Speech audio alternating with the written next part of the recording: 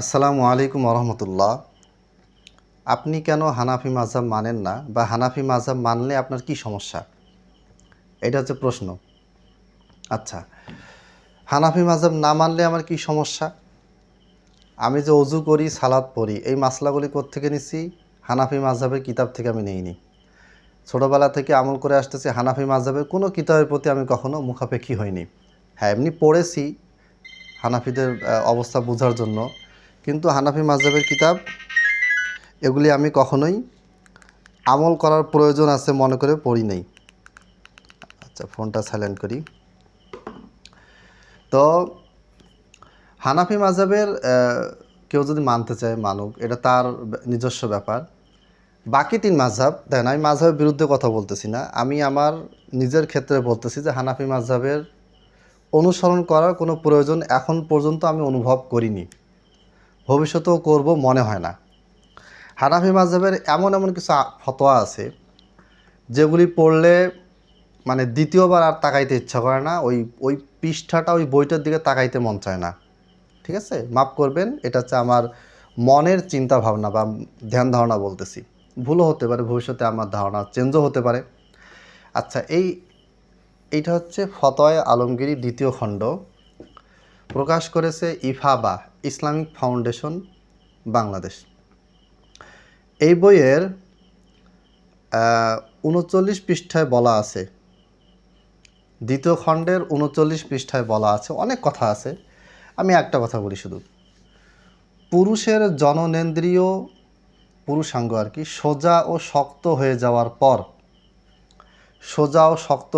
পর, সে যদি তার স্ত্রীকে তলব করে না পেয়ে স্বীয় কন্যার উরুদয়ের মধ্যবর্তী স্থানে তা প্রবেশ করায়, নাউজুবিল্লাহ, তবে এতে এই কন্যার মা তার জন্য, পিতার জন্য হারাম হবে না। অর্থাৎ এতে করে ওই মেয়েটার মা, মানে ওই লোকটার স্ত্রী, ওই লোকটার জন্য হারাম হবে না, তাদের বিবাহ বিচ্ছেদ হবে না, তারা স্বামী স্ত্রী হিসেবে থেকে যাবে। ঠিক আছে, তবে কখন হারাম হবে? যতক্ষণ পর্যন্ত না তার জননেন্দ্রিয় আরও বেশি শক্ত হয়।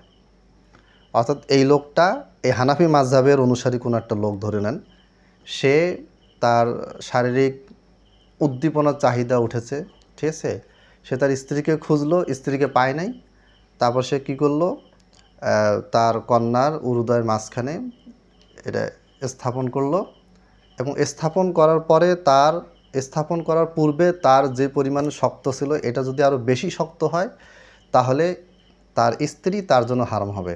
আর যদি শক্ত আগের মতোই থাকে বা কমে যায়, তাহলে তার স্ত্রী তার জন্য হারাম হবে না।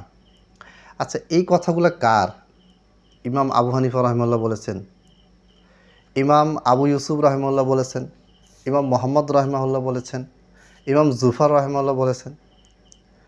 40 জন কমিটি, ফকিহদের 40 জন যে কমিটির কথা বলা হয়েছে, এই যে একটা বানোয়াট কথাবার্তা বলা হয় যে 40 জন ফকিহকে নিয়ে একটা কমিটি গঠন করা হয়েছে, এটা কেন বানোয়াট, এটা প্রমাণ আমি দিতে পারবো।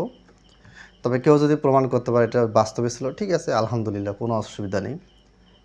এইখানে কি এই মাসলাটা ওখান থেকে এসেছে? এই মাসলাটা ভিত্তি কি? কোরআনের আয়াত, মারফু হাদিস, মাওকুব হাদিস, মাকতু হাদিস, সহি হাদিস, হাসান হাদিস, জাইয়েদ হাদিস, এটার ভিত্তি কি? কোত্থেকে এই ধারণাটা আসলো, কিভাবে আসলো? এর কোনো উত্তর না ফতোয়া আলমগীরিতে দেওয়া আছে, না হানাফি মাযহাবের বর্ষিয়ান বড় বড় আলেমদের, মুতাকাদ্দিমিন বলেন, পূর্বের 300 হিজরি আগের ইমাম বা পরের ইমাম, তাদের থেকে এরকম কোনো বর্ণনা দেওয়া নেই। আর এই রকম বেহায়াপূর্ণ কথাবার্তা বলা, এগুলি না সমাজের সামনে বলা সম্ভব, না কাউকে শোনানো সম্ভব, না খুতবায় আলোচনা করা সম্ভব। এই রকম প্রচুর পরিমাণে ফতোয়া বক্তব্য আছে। তো এই জিনিসগুলি পড়ার পরে আমার কাছে মনে হয়েছে যে পৃথিবীতে এই মাযহাব না থাকাই ভালো, এই মাযহাবের কোনো প্রয়োজন নেই, আমার জন্য কোনো প্রয়োজন নেই। এই মাযহাব আমি মেনে কী করব? এই সমস্ত কথাবার্তা আমি শুনবো, মানবো, পড়বো, বিশ্বাস করব? দরকার নেই তো।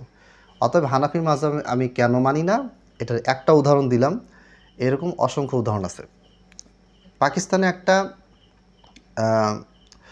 একজন দেওবন্দি আলিম একটা বই লিখেছেন যে কাদিয়ানি কো দাওয়াতে ইসলাম, কাদিয়ানীদেরকে ইসলামের প্রতি দাওয়াত। তো কাদিয়ানীদের শিরক কুফরি তিনি তার বইতে লিখেছেন। যেই সমস্ত শিরক কুফর কাদিয়ানীদের ভিতরে আছে ওইটাও তিনি লিখেছেন। এরপরে কাদিয়ানীদের ভিতর থেকে কাদিয়ানী একজন আলেম, আবার কাদিয়ানী আলেম মানে কি ওদের, তিনি আবার দেওবন্দীদের যে শিরকি কুফরি ওগুলো তিনি তুলে ধরে প্রমাণ করেছেন যে আমাদের ভিতরে যে জিনিসগুলি আছে, যেগুলির কারণে তোমরা আমাকে কাফের বলতেছো, সেম জিনিস তোমাদের ভিতরেও আছে। তো যাই হোক, এই হলো অবস্থা। আল্লাহ তালা আমাদেরকে বোঝার তৌফিক দান করুন। আমি আমার ব্যাপারে আমার অবস্থান ক্লিয়ার করলাম। আমি দেওবন্দিও না, বেরলভিও না, হানাফি মাযহাবের অনুসারীও আমি না। হানাফি মাযহাবের কিছু ফতোয়া কোরআনের সাথে মিললে সেটা মানতে সমস্যা নেই, কিন্তু এভারেজ হানাফি মাযহাবকে আমি ফলো করি না, প্রয়োজনই মনে করি না, আজ পর্যন্ত প্রয়োজন অনুভূত হয়নি। আসসালামু আলাইকুম ওয়া রাহমাতুল্লাহ।